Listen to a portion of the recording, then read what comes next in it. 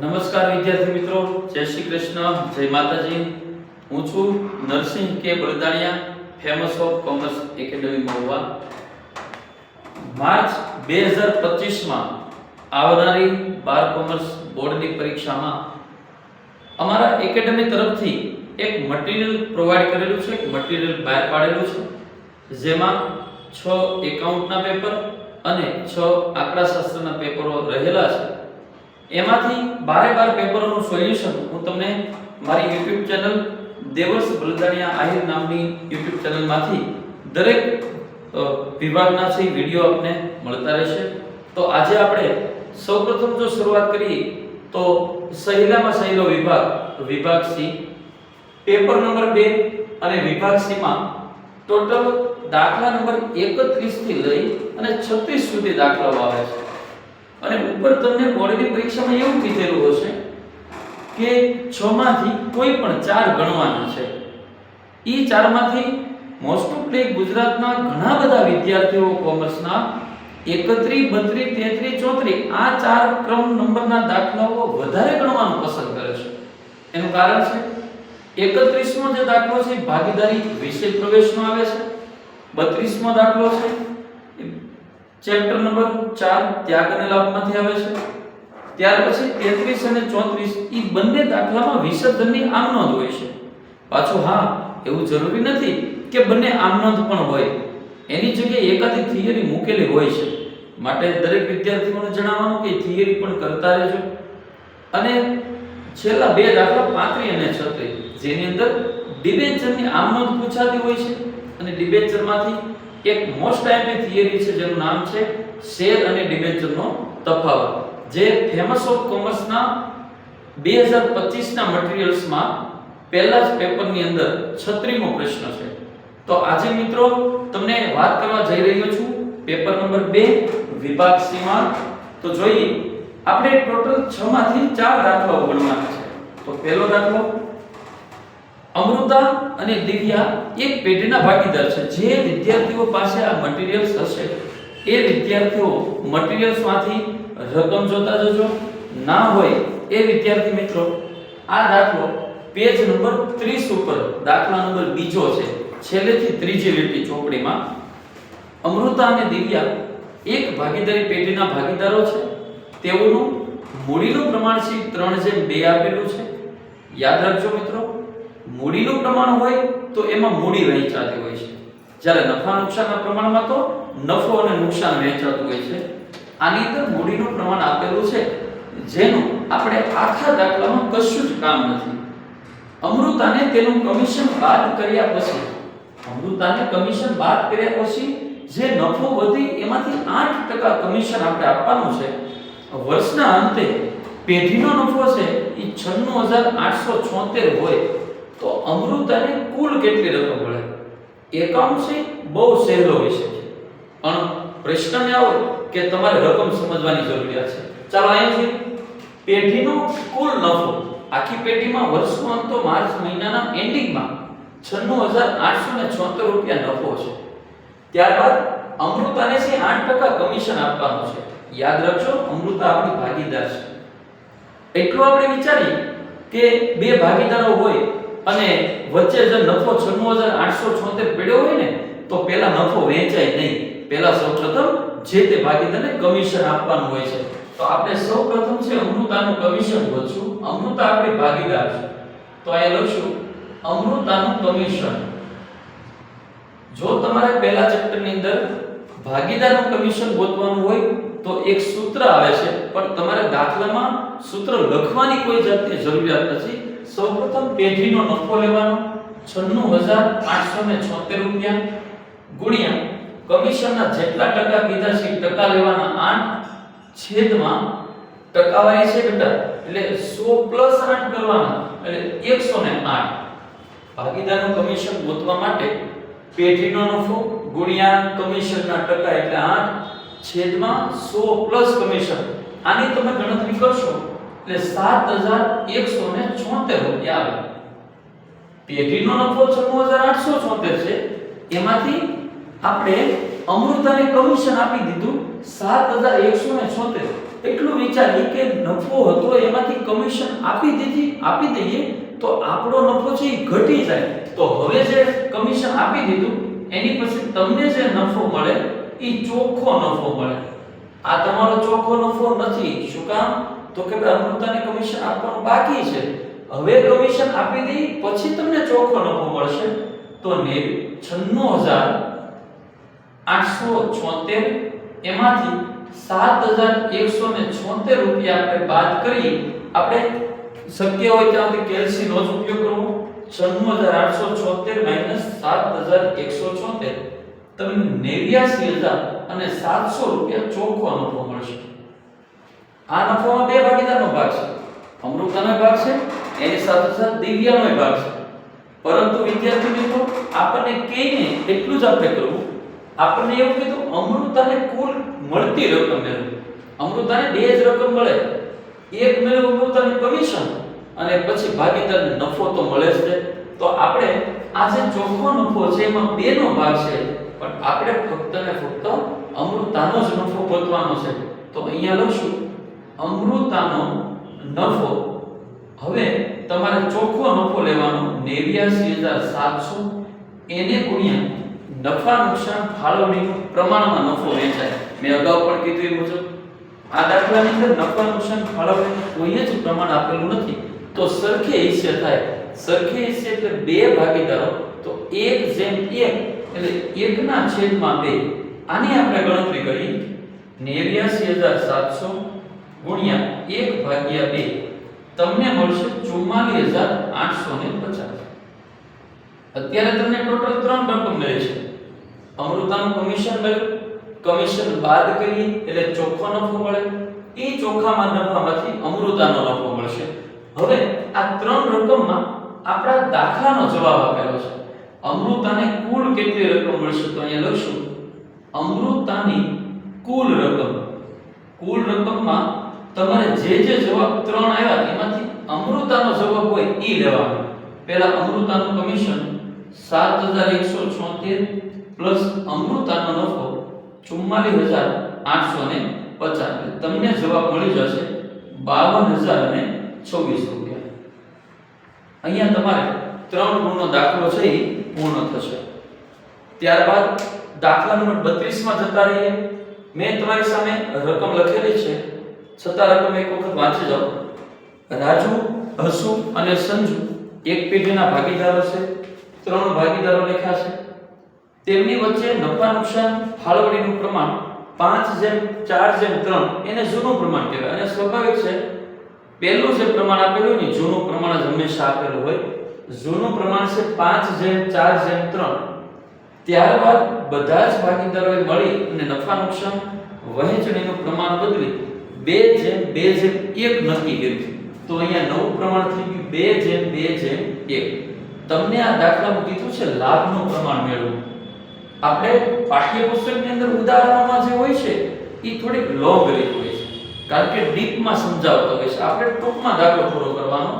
લાભનું પ્રમાણ કીધું તો સૂત્ર મૂકવાનું લાભનું પ્રમાણ બરાબર નવું પ્રમાણ અને માઈનસ જૂનું પ્રમાણ. આ તમારું સૂત્ર બનશે. અને સૂત્ર એક જ વખત લખવાનું છે, બીજી વખત સૂત્ર લખવાનું નથી. અને લાભ છે પાછો ત્રણેય ભાગીદારોનો ગોતવાનો છે. હવે આપણે જોઈએ સૌપ્રથમ બંને પ્રમાણોનો સરવાળો કરવો પડશે. આનો સરવાળો કરશું તો 5 ને 4 9 ને 3 12 2 ને 2 4 4 ને 1 5. આનો અર્થ એવો થાય 12 ભાગ હતા એમાંથી 5 ભાગ રાજુનો, 4 ભાગ હસુનો અને 3 ભાગ છે સંજુનો. હવે આપણે લાભ ગોતવાનો હોય તો પહેલા રાજુનો લાભ ગોતશું. અહીંયા લખશું રાજુનો લાભ બરાબર સૂત્ર પ્રમાણે ચાલવાનું. પહેલા છે નવું પ્રમાણ તો રાજુ અને અહીંયા છે નવું પ્રમાણ, અહીંયા છે 2 અને ટોટલ છે 5 તો 2/5 માઈનસ ની નિશાની. જૂનું પ્રમાણ તો રાજુનું જૂનું પ્રમાણ છે 5/12. 5/12. લસા અને ગુસાના નિયમ પ્રમાણે બે કે તેથી વધારે છેદ અને અંશમાં પદ હોય અને દરેક પદની વચ્ચે પ્લસ અથવા માઈનસ ની નિશાની હોય તો હંમેશા છેદ સરખા જ કરવા પડે. તો અહીંયા પહેલા છેદ સરખા કરશું આના છેદમાં છે 12, આના છેદમાં છે 5, તો બંનેનો ગુણાકાર કરશું. 12 પંચા ને 60. અહીંયા 60 આવ્યા છે, પણ 5 ને 12 વડે ગુણ્યા ત્યારે 60 આવ્યા. 12 ને 5 વડે ગુણ્યા ત્યારે 60 આવ્યા. આ રીતે ન સમજાય તો ક્રોસ ગુણાકાર કરવાનો. 12 પંચા 60, 12 દુ 24, માઈનસ ના માઈનસ, 25 25. એટલે તમારો જવાબ 24 - 25 -1 ના છેદમાં 60. આ તમારો રાજુનો જવાબ છે. પરંતુ તમારે અર્થઘટન દરેક ભાગીદારમાં લખતું જવાનું. અર્થઘટનમાં આવી રીતે છે. લાભના સૂત્રથી દાખલો ગણો, જેનો જવાબ માઈનસ આવે તો ત્યાગ લખવાનો. ત્યાગના સૂત્રથી દાખલો ગણો, જેનો જવાબ માઈનસ આવે ત્યાં તમારે લાભ લખવાનો. ટૂંકમાં કહીએ તો જેનો જવાબ માઈનસ એટલે ઋણ આવે એમાં વિરુદ્ધ અર્થઘટન થાય.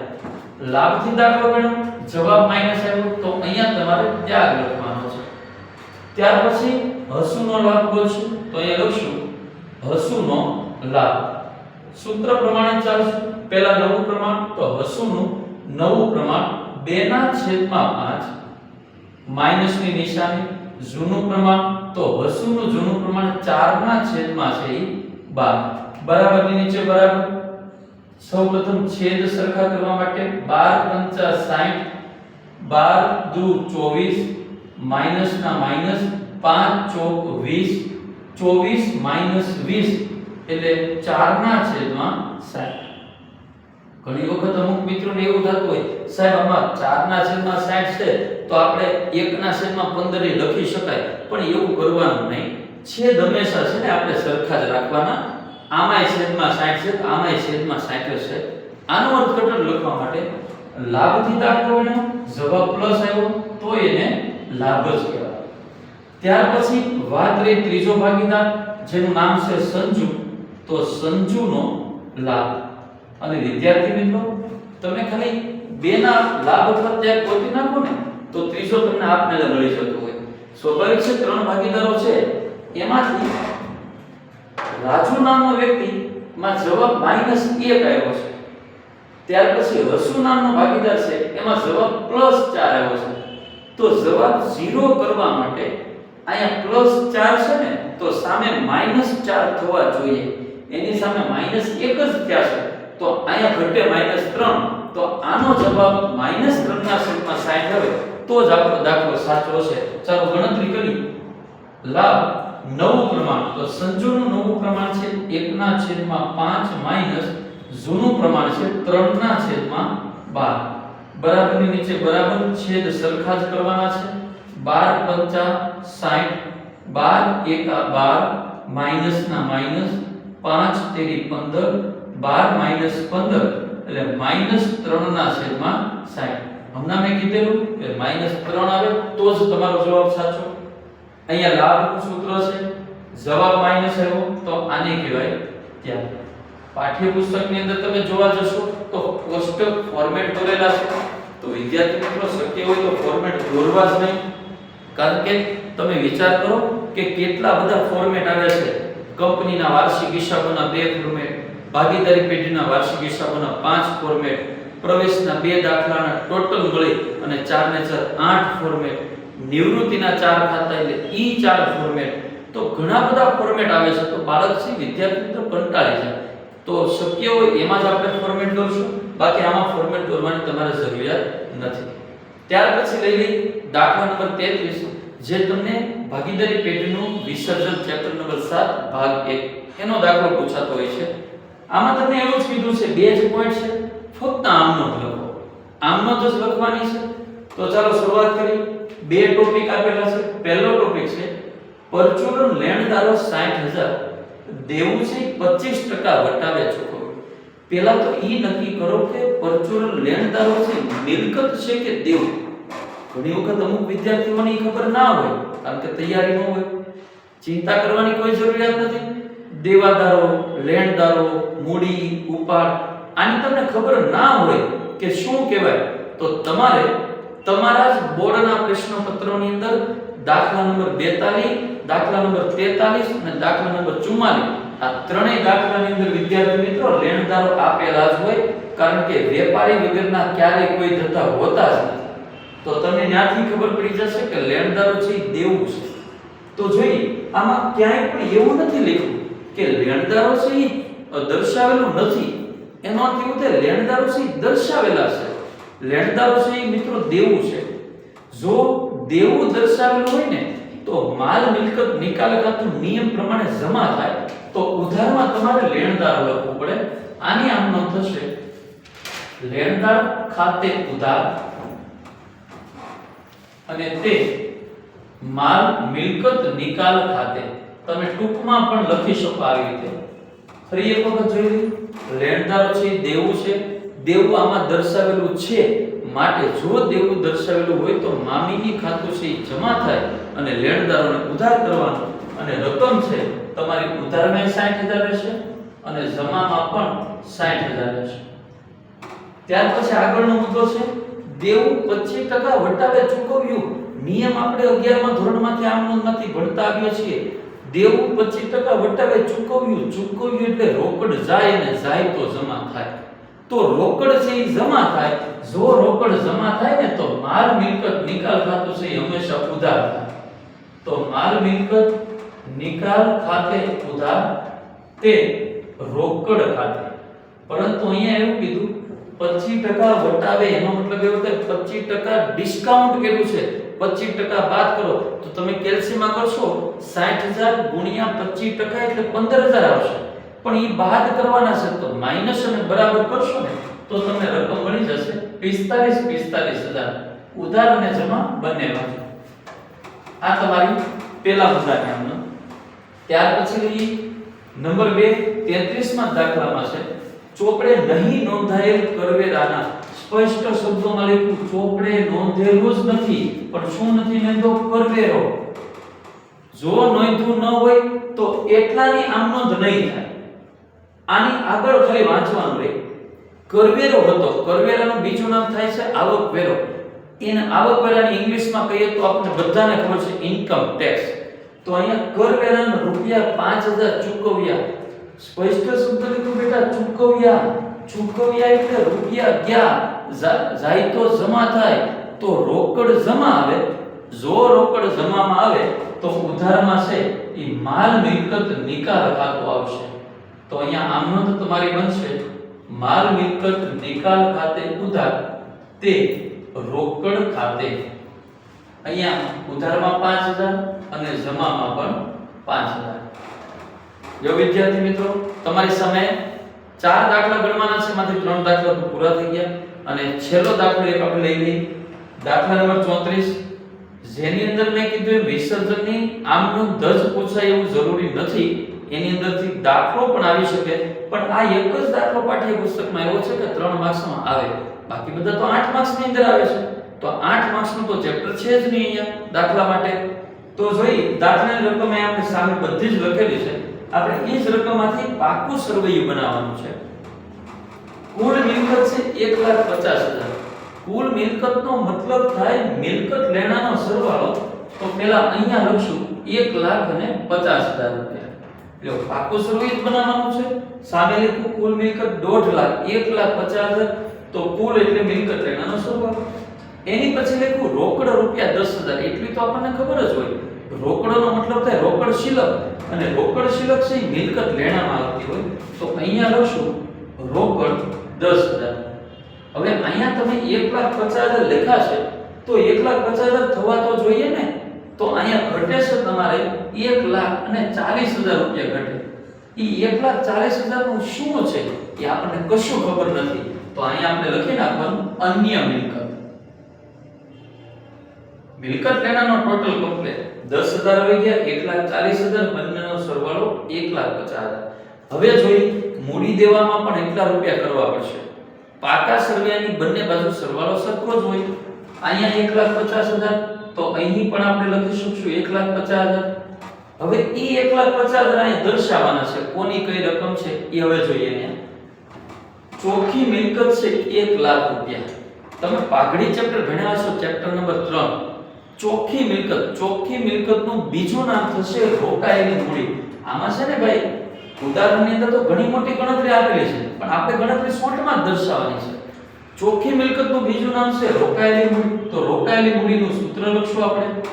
રોકાયેલી મૂડી બરાબર કુલ મિલકત માઈનસ કુલ દેવા. રોકાયેલી મૂડી એટલે કે ચોખ્ખી મિલકત. તો રોકાયેલી મૂડીની જગ્યાએ આપણે 1 લાખ લખશું બરાબર કુલ મિલકત. કુલ મિલકત એટલે મિલકત ગણાનો સરવાળો આપેલો છે 1,50,000 રૂપિયા માઈનસ કુલ દેવા નથી તો કુલ દેવા. ત્યાર પછી જોઈએ આની અંદર 3 ટોપિક છે, એમાં કુલ દેવા નથી તો કુલ દેવા આપણને મળશે. આ માઈનસ માં છે બરાબર ની આ સાઈડ આવશે તો પ્લસ માં થઈ જશે. કુલ દેવા બરાબર 1,50,000. આ રકમ પ્લસ માં છે, પહેલી બાજુ જશે તો માઈનસ માં થશે 1 લાખ રૂપિયા. તો તમને કુલ દેવા તમે માઈનસ કરશો તો મળી જશે 50,000. આ તો જે તમને કુલ દેવા મળ્યા છે. કુલ દેવા એટલે મૂડી દેવાનો સરવાળો અહીંયા લખશું. કુલ દેવા 50,000 રૂપિયા. હજી આપણી પાસે 1 લાખ ઘટે. ઘણા વિદ્યાર્થીઓને એવું હોય કે કુલ દેવા એટલે દેવાનો સરવાળો નહીં બેટા. હિસાબી કરી સમીકરણ ધોરણ 11 કોમર્સમાં a બરાબર c plus l. a બોલે તો એસેટ, c બોલે તો કેપિટલ, l બોલે તો લાયબિલિટીઝ. મૂડી અને દેવા બંનેનો સરવાળો કરવામાં આવે ને ત્યારે કુલ મિલકત છે એ બનતી હોય છે. તો હજી તો દેવા જ થયા, મૂડી તો બાકી છે. રકમમાં જોઈએ આ ચોખ્ખી મિલકત સુધી આવી ગયું છે. મૂડી અને અનામત બંનેનું પ્રમાણ છે 4:1. તો મૂડી છે એ મૂડી દેવામાં આવે અને અનામત છે એ પણ મૂડી દેવામાં આવશે. હવે આનું પ્રમાણ 4:1 છે. મૂડીમાં બે ભાગીદારો આપેલા છે A અને B. અહીંયા જોજો A અને B, કારણ કે આ તો ભાગીદારી પેટી છે. મૂડી A અને B અને અનામત 4:1 પ્રમાણ છે. આનો સરવાળો થાય 5. તમારે કેલ્સીમાં આવી રીતે કરવાનો. 1,50,000 માંથી 50,000 કાઢી નાખો એટલે 1 લાખ વધે. ઈ 1 લાખમાં મૂડી અને અનામતનો ભાગ છે. તો મૂડીનું પ્રમાણ છે 4. તો કેલ્સીમાં કરો ને તમે કે 1 લાખ ગુણ્યા 4/5 એટલે તમને મૂડી મળી જશે 80,000 રૂપિયા અને અનામત મળી જશે 20,000 રૂપિયા. તમે જોઈ શકો છો 50,000 પ્લસ 80,000 પ્લસ 20,000 એટલે 1,50,000 કમ્પ્લીટ થઈ જાય છે. હવે છેલ્લો ટોપિક A ની મૂડી કેટલી છે, B ની મૂડી કેટલી છે એ આપણે ગણતરી કરી નાખી એટલે દાખલો છે તમારો વિભાગ છે પૂરો થઈ જાય. જોઈએ આપણે અહીંયા બે ભાગ પાડો. એક ભાગીદાર લખું છું A, બીજો ભાગીદાર લખું છું B. આ લીટીની અંદર આખા દાખલાનો સારાંશ સમાયેલો છે. એટલું તો સ્વાભાવિક બધાને આવડી જશે. આની અંદર તમારે ટોપિકમાં એક એક શબ્દમાં ભાર આપવો પડશે. B ની મૂડી કરતા એટલે આના કરતા A ની મૂડી 20,000 વધુ. B ની મૂડી કરતા A ની મૂડી વધુ. A ની વધુ એટલે પ્લસ, B ની ઓછી એટલે માઈનસ. ખાલી પ્લસ માઈનસ જસ્ટ સમજવા માટે લખવાનું. હવે જોઈએ કુલ મૂડી 80,000 રૂપિયા છે.